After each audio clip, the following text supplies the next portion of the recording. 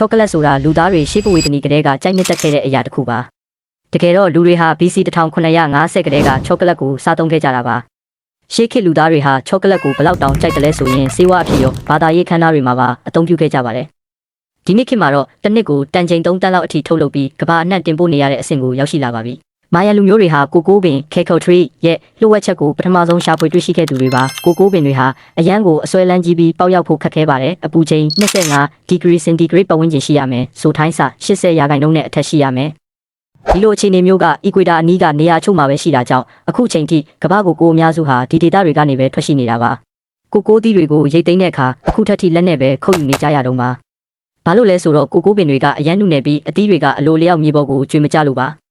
အလုတ်သမားတွေဟာအသီးတွေကိုတလုံးချင်းစီလက်နဲ့လိုက်ဖြတ်ရတယ်လို့အထက်ကအစိတွေကိုထုတ်တဲ့အခါမှာလည်းလက်နဲ့ပဲခွဲထုတ်ရတာပါ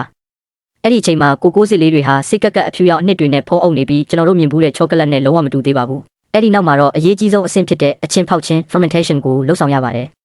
ကိုစစ်တွေကိုငှက်ပြောရွက်တွေနဲ့အုပ်ပြီး3ရက်ကနေ9ရက်ထိထားရပါတယ်ဒီအဆင့်ကမှဘက်တီးရီးယားတွေကိုတည်စေပြီးချောကလက်ရဲ့နာမည်ကျော်အမျိုးရောင်နဲ့အရသာကိုထွက်ပေါ်လာစေတာပါပြီးရင်တော့နေလန်းပြီးအဆိုတခန်းချောက်အောင်လုပ်ရပါတယ်စက်ရုံရောက်တဲ့အခါမှာတော့အရေးသွေးစစ်ဆေးခြင်းကိုစေးတွေကိုထက်ချမ်းခွဲပြီးအယောင်နဲ့အသားကိုစစ်ဆေးပါတယ်လှော်ခြင်း roasting မိနစ်30ကနေ2နာရီထိလှော်ရပါတယ်ဒီအဆင့်မှာဓာတုပစ္စည်းပေါင်း300ကျော်တက်ပြူပြီးမှကျွန်တော်တို့နှစ်သက်တဲ့ချောကလက်နဲ့ဆက်ရလာတာပါအခုခွာခြင်းဝင်းနောက်ဝင်အစိတ်ခွန်တွေကိုဖယ်ထုတ်ပြီးအထက်ကအနှစ်သား nerves တွေကိုပဲယူပါတယ်ကြိတ်ချင်းဒီသားတွေကိုကြိတ်လိုက်တဲ့အခါပြစ်ချွဲနေတဲ့အရည်တွေထွက်လာပါတယ်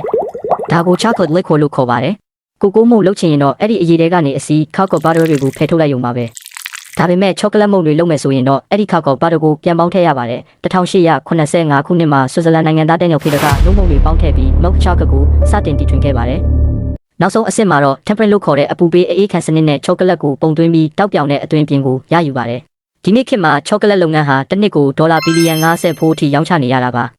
တင်စားနေတဲ့ချောကလက်ဘားလေးတစ်ခုဖြစ်လာဖို့နောက်ွယ်မှာဒီလောက်အထိခက်ခဲတဲ့အဆင့်ကိုဖျက်ကျော်ခဲ့ရတာဖြစ်ပါတယ်